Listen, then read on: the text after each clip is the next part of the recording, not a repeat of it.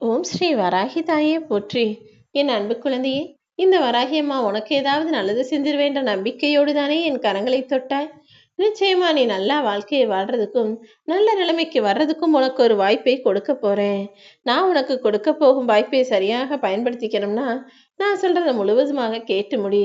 நிச்சயமா நீ எதிர்பார்த்த அற்புதமான அழகியம்மா வாழ்க்கை உன் கைகளிலேயே உன்னை தேடி வந்து அமரும் என் செல்லமே. இதையும் தாண்டி உன் மனசு எப்பவாவது குழப்பத்திலேயோ கவலையிலையோ இருக்குதுன்னா அப்போ நீ எதுவுமே செய்யாமல் அமைதியாக இருந்துவிடு. ஏன்னா கஷ்டமும் குழப்பமும் கவலையும் மொத்தமா ஒன்று சேர்ந்து நெருங்கும் போது நீ அமைதியாக இருந்தால் மட்டும்தான் அது உனக்கான நன்மையாக முடியும். இல்லைனா இதை சரி செய்யணும்னு அவசரப்பட்டு எதையாவது செய்ய போய் அது இன்னொரு பிரச்சனையை இழுத்துட்டு வந்து விட்டுறக்கூடாது இல்லையா? என்ன நடந்தாலும் எது வந்தாலும் அதை சிரித்து கொண்டே கடந்து போகக்கூடிய ஆளாக இருந்துடு. உன் கஷ்டங்களை மட்டும் சொல்லல, உன் கஷ்டத்துக்கு காரணமானவர்களையும் சேர்த்தே மறந்துவிடு என் செல்லமே. ஏன்னா அவங்கள நினைச்சு மட்டும் இப்போ என்ன ஆக போகுது? வாழ்க்கைனா கஷ்ட நஷ்டம் வரும்ன்றது போல எல்லா மனிதர்களையும் பிடிக்காதவர்களும் எல்லா மனிதர்களுக்கும் துன்பத்தை தரக்கூடியவர்களும் இங்க ஒரு சிலர் இருக்காங்க. அப்படி உன் மனசுக்கு உன்னை பிடிக்காதவங்க இருக்காங்களோ இல்லையோ, உன்னை பிடிக்காத ஒரு சிலர் உன்னை சுற்றி இருந்து கொண்டு உனக்கு கெடுதல் நினைச்சுக்கிட்டு வாழ்ந்துகிட்டு தான் இருக்காங்க. நீ கவலைப்படாதே என் செல்லமே. காலமும் நேரமும் எல்லா மனிதர்களுடைய வாழ்க்கையிலும் துன்பத்திற்கு பிறகு ஒரு சந்தோஷமான மகிழ்ச்சி காலத்தை கொடுக்கும். அப்படிதான் உன் வாழ்க்கையிலையும் உனக்கான மகிழ்ச்சியை தருவதற்காக இந்த வராகி அம்மா நான் வந்துட்டேன். இனிமே நீ தேவையில்லாம கோபப்படுறதோ வருத்தமடைகிறதோ வேதனைப்படுவதோ இருக்கக்கூடாது. ஏன்னா வருத்தமும் வேதனையும் உன் வாழ்க்கையில எந்த நல்ல விஷயத்தையும் நடத்த போறதில்ல. ஆனா கோபம் என்பது உன் வாழ்வில் மிகப்பெரிய கெட்ட விஷயத்தை நடத்தி கொடுத்துரும். கோபம்ங்கிறது முட்டாள்தனமா கோபப்பட்டு கத்தி பேசி சண்டை போட்டு வாக்குவாதம் பண்ணி பிரச்சனையை பெருசாக்கி கடைசியில எல்லாம் முடிஞ்ச பிறகு உனக்கு வருத்தத்தை கொடுத்து விடும் என் செல்லமே. எல்லாமே தப்பு தப்பா நடந்துருச்சுன்னு வருத்தப்பட்டு அப்புறமா வேதனைப்படுறதுக்கு பதிலாக ஆரம்பத்திலேயே அந்த கோபத்தை தவிர்த்து விடுவதுதான் உனக்கு நல்லது. ஏன்னா நீ எப்போலாம் கோபப்படுறியோ அது உன்னுடைய எதிரிக்கு சாதகமாக முடிஞ்சு எதிரி ஜெயிச்சிடுவான். நீதான் தொற்று போய்விடுவாய் என் செல்லமே. கோபம் வரும்போதே அதை கட்டுப்படுத்திக்கிட்டு இனிமே நான் கோபப்பட மாட்டேன்னு அதை அதன் மீது ஏறி உட்காரக்கூடிய ஆளாக நீ இரு. ஆனா ஒருபோதும் அடுத்தவர் தோல் மீது ஏறி நின்று உன்னை உயரமாக காட்டிக்கிறதோ அல்லது அவர்களை மட்டமாக நினைப்பதோ வேண்டாம். இந்த உலகத்துல ஒவ்வொருத்தருக்கும் ஒவ்வொரு விதமான திறமையும் தனித்துவமும் இருக்கு.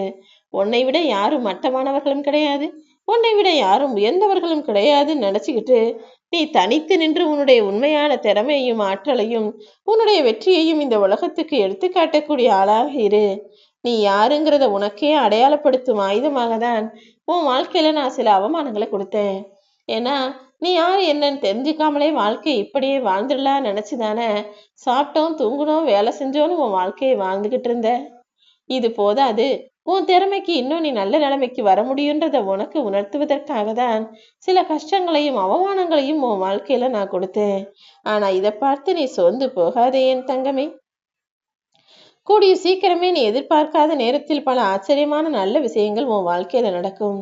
இப்போதைக்கு உன் மனசு குழப்பத்துல இருக்குதுன்னா கொஞ்சம் மௌனமாக இரு. சீக்கிரமே எல்லாத்தையும் சரி செஞ்சிடறேன். இல்ல வராகியம்மா, என் மனசுக்கு ரொம்ப கஷ்டமா இருக்கு நீ நினைச்சினா இப்போதான் நீ தைரியமாக இருக்க வேண்டிய காலகட்டங்கிறத புரிஞ்சுக்கோ. கவலையோ குழப்பமோ கஷ்டமோ இருக்கும்போது மனசை ரொம்ப தைரியமா மாத்திக்கிட்டு பொறுமையா இருந்தீனா நான் உனக்காக எல்லா விஷயங்களையும் சரி செய்வேன். ஏன்னா கடைசி நொடியில் கூட மாறிய ஆட்டங்கள் இங்கு பல இருக்கிறது தானே. உன் வாழ்க்கையிலையும் அப்படி உனக்கான விஷயங்களை நான் சரி செய்றேன். உனக்கு பிடிச்சது எதுவா இருந்தாலும் அதை உன் இஷ்டம் போல நீ வச்சுக்கோ. ஆனா அடுத்தவங்களை உனக்கு பிடிக்கும்னா அவங்கள இழுத்து பிடிச்சு உன் வாழ்க்கையில வச்சுக்கணும்னு நீ நினைக்காத. அவரவர்களே அவரவர்கள் போக்கில் நீ விட்டுத்தான் பிடிக்கணும். அவரவர்கள் தானாகவே உன்னை புரிந்து கொண்டு உன்னை தேடி வருவார்கள். உனக்கு பிடிக்காத விஷயத்தை நீ எதிர்த்து நிற்கலாம். ஆனா ஒரு விஷயத்தை தெரிஞ்சுக்கோ, உனக்கு எதிரா நிக்கிறவங்க எல்லாரும் எதிரியும் கிடையாது. உனக்கு துணையா உன் கூடவே இருக்கிறவங்க எல்லாம் உண்மையான நல்ல உறவுகளும் கிடையாது. எதிரி எப்போது வேண்டுமானாலும் நல்ல உறவா மாறலாம். நல்ல நண்பனும் உறவுகளும் எப்போது வேண்டுமானாலும் கால சூழ்நிலையை பொறுத்து எதிரியாகவும் மாறுறதுக்கு வாய்ப்பு இருக்கு. எல்லாமே உன்னுடைய நடத்தையிலும் செயலிலும் பேச்சிலும் தான் இருக்கு. எப்போ உன் பேச்சு ஒருத்தவங்களுக்கு பிடிக்கலையோ அப்பவே அவங்க மனசளவுல உன்னை எதிரியா நினைக்க ஆரம்பிச்சிருவாங்க. அதனாலதான் முடிஞ்ச அளவுக்கு எதிரிகளை உருவாக்கக்கூடிய பேச்சையே அளவோட கவனமா வச்சுக்கோ நான் சொல்றேன்.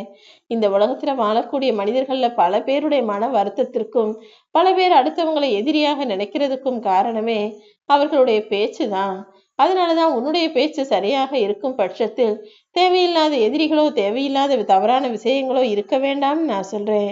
கூடிய சீக்கிரம் காலமும் சூழ்நிலையும் மாறும்போது உன்னை சுத்தி இருக்கிறவங்க யாரு எப்படிப்பட்டவங்கன்ற உண்மையும் உனக்கு தெரிய வரும் என் செல்லமே. உன் வாழ்க்கையில நீ நல்ல நிலைமைக்கு வருவதற்கு முன்பாக சில விஷயங்களை கடந்துதான் ஆக வேண்டும். ஒரு சிலர் உன்னை ஏளனமா பார்த்து இளக்காரமா நினைப்பாங்க. ஒரு சிலர் நீ என்ன செஞ்சாலும் எதிர்த்து எதிர்த்து எதிர்ப்பு காட்டுவார்கள். ஒரு சிலர் நீ சொன்னா சரின்னு ஏற்றுக்கொள்ளக்கூடிய ஆளாக இருப்பாங்க. நல்ல நிலைமைக்கு வருவதற்கு முன்பாக இந்த ஏற்றுக்கொள்ளுதலையும் எதிர்ப்புகளையும் எதிரிகளையும் ஏளனத்தையும் நீ நிச்சயமா சந்திச்சா மட்டும்தான் உன்னால ஜெயிக்க முடியும். இந்த உலகத்துல நிஜமாவே நல்லவன் கெட்டவன் யாருமே கிடையாது.